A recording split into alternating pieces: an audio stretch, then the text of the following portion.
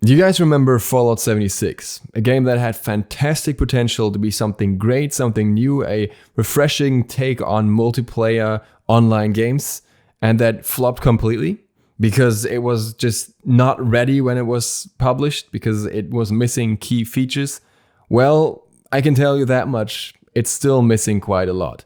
A lot of the things that were requested for a long time have still not been implemented. Some of them have partially been introduced, like for example your building budget being increased, which is a core aspect of the game, but it was only increased by 10 to 15%. Also, there were announcements for new things, like for example NPCs coming into the game. That was supposed to happen this fall, and that's been delayed until next year already. So there's still a lot of features that are missing. Mods were also originally announced to be out roughly 1 year after release. We'll see about that one. And now Fallout 76 is really adding insult to injury. And this one is so bad, it's annoying me so much that I have to talk about it. I was somebody who played Fallout 76 for a bit despite all its flaws. I looked past them, I modded around them, or I adjusted settings around them, and it was okay. But this one is not okay. So what they announced is Fallout First, a premium membership for Fallout 76 that gives you extra features. And what are those features? The first one is private worlds. Play in a private world exclusively for you and up to 7 friends. That in itself already stings because it was originally announced that private servers would be coming to Fallout 76 later on, but there was not a single word about you having to pay for them, especially not on a regular basis.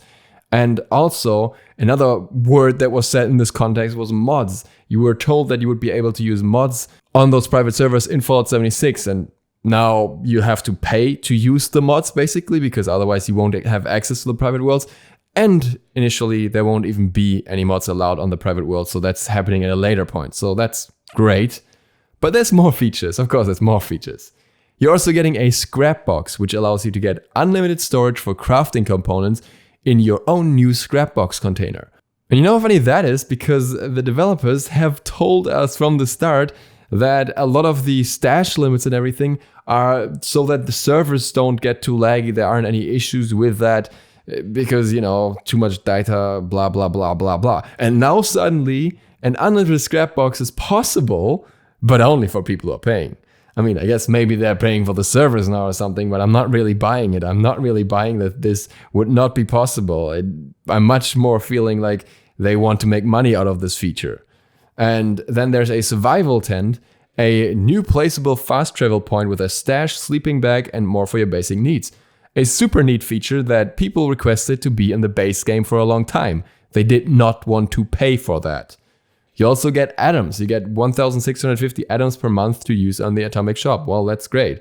I guess that's basically what you get for paying in the first place. But then if you don't want to buy things from the Atom Shop, this is still absurd.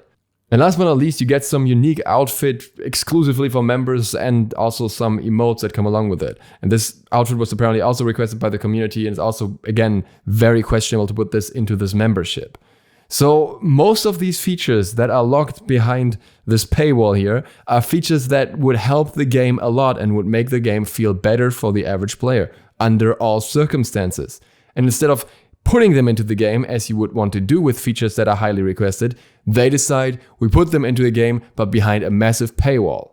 The VIP membership is £12 per month or 18 Canadian dollars per month. That is far from a reasonable pricing for a game that's already very much struggling to even keep somewhat of a player base. And they've already shown in the past that they're really trying to milk whales by trying to put a fridge into the game that keeps food stored so it lasts longer and put that into the Atom Shop, so made that a pay-to-win thing basically. It wasn't a super major deal because it's really not that important, but it went completely against what they said about pay-to-win things. And now they're doing the exact same thing again. I think it's because they have lost and alienated most of their player base, and rightfully so.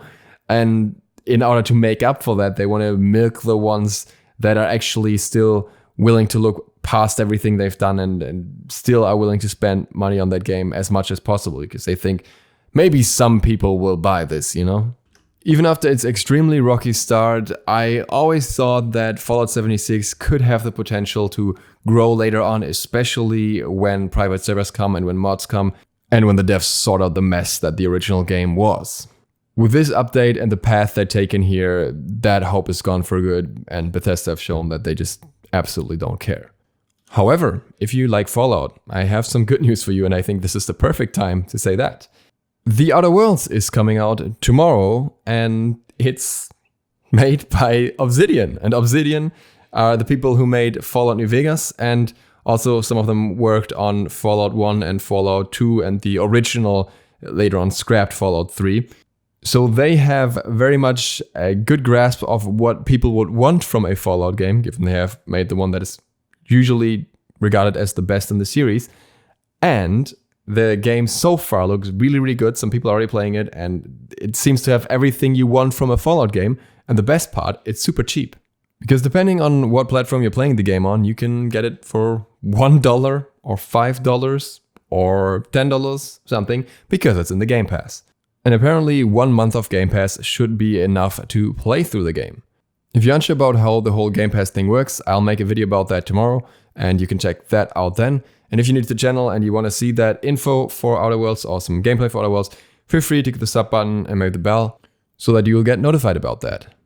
So I guess there's some silver lining to the whole Fallout story. It's just not for Bethesda. And with that, thank you guys very much for watching. I hope this was interesting and insightful. See you for the next one later. I'm gonna upload another video after this. DukeSloth, out.